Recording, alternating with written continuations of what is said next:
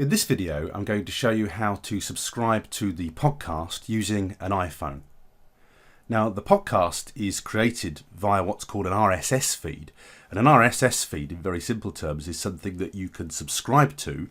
And when you have subscribed to it via an app on your phone, then the episodes will automatically be delivered to you as we publish them. And it's the best way to consume a podcast. It saves you having to physically go and look for it every week. Every time we publish something new, it would just arrive on your phone. Although you can listen to podcast episodes on your computer and on your tablet, and you can go to the website to listen to them, the best way, if you want to catch every episode and never miss one, is to subscribe via your phone.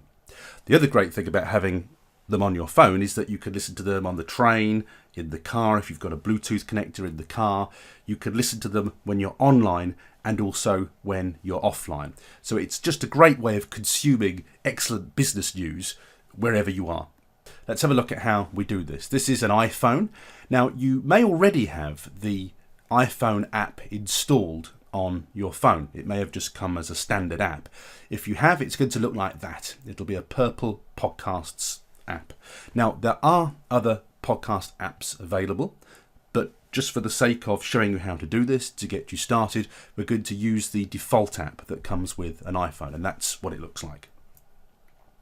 Now, if you haven't got the podcast app installed already on your iPhone, you're going to need to go to the App Store, and the App Store will be on your iPhone desktop. It will look like that, so you need to click that and then open the App Store on the phone.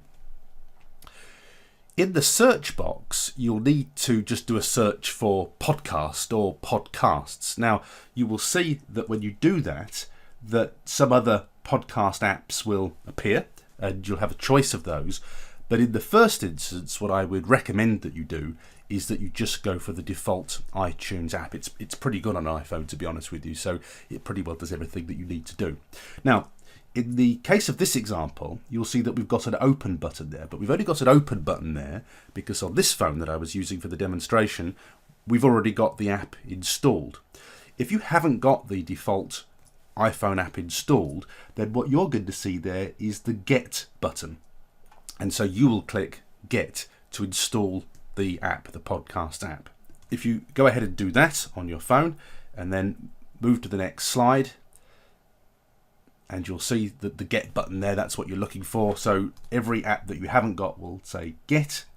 Any app that you have got already will say Open. And by the way, if you just couldn't find the iPhone default podcast app on your phone, it will say Open if it's already installed. You can open it directly via the App Store if you can't find it, and put a shortcut onto your phone if you can't find it. So having installed the iPhone app, you can click on that purple button to open it up. When you open up that podcast button, you're going to have two choices. If you've already got podcasts installed, then you're going to have the option of your library. You'll see things in your library. But if you haven't, then you're going to need to go to the search box and you're going to need to start to find podcasts to add to the phone. So in this case, do a search for whatever the podcast is that you're looking for and click the button, the search button, and your podcast will come up on the screen, the podcast that you wanted. If that is the podcast that you're after, then you just need to click on that link to open it up. So here is the podcast. We've got the podcast on the phone right now, and you'll see that we've got access to shows and we've got access to episodes. The show is the title of the podcast, so if you want, it's the bucket in which all the podcasts are kept, whereas the episodes are the individual episodes that we release every week. You might want to subscribe to the show and then listen to individual episodes, just to differentiate between those two things. Having found the podcast that you want to subscribe to enable you to get the episodes automatically using this thing called an RSS feed, which will automatically update this feed, you've got to subscribe. So you could actually manually go to the podcast every week and do it that way, but it's not the best way to do it. The best way is to find podcasts that you like and that you want to listen to, and to click that subscribe button. And then using the wonder of this thing called RSS, what happens then is that every time we release a new episode, it effectively informs the app in very simple terms, and the app will download the episode automatically. The difference is it saves you, it's like an automatic delivery. Rather than having to go to the supermarket, it's like the supermarket delivering to you, and it's just the podcast equivalent of that. And you will see also that you've got individual episodes on the screen here, and if you wanted to listen to an episode, you would just click that play button. So it's all very intuitive. And I have to say that on iPhones, I do think that the app is extremely straightforward and will probably do the job. Having subscribed to a podcast, from now on you'll find the episodes in your library, and you'll find the episodes of any podcast that you've subscribed to. They'll just automatically be in your library from now on. And you'll see a big list of the episodes there, so you can play episodes if you want to. There's all sorts of little functions that you can use within a podcast app, but I think the main one to point out to you, particularly as we're dealing with the business world here, there's chances are that you'll spend a lot of the time travelling on the train, maybe even on the plane if you export. A lot of places you won't actually have access to the internet. So where you don't have access to the internet, this is something that I do very, very regularly, is I actually download the episodes to my phone so that I can listen to them when I don't have internet connectivity, which is a great way of using your time on the road productively.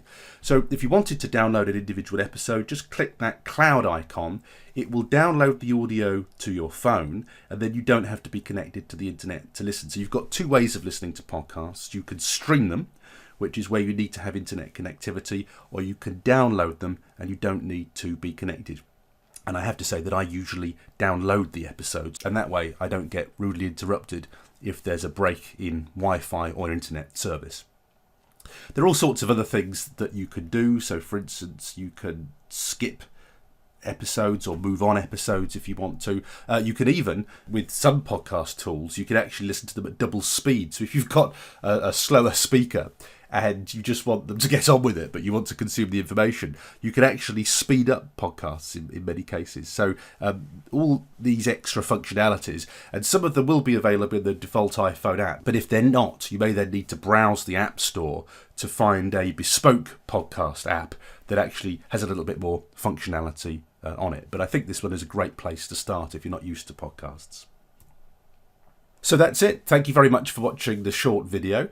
I hope you enjoy listening to the podcast. We're putting some great business-related information on there every week. We've got local business people talking about what makes them tick, how they make their businesses work, how they build sales, get more customers. Lots of useful information coming to you on the podcast every week. I do recommend that you subscribe to it, and that way you'll never miss another episode of the podcast.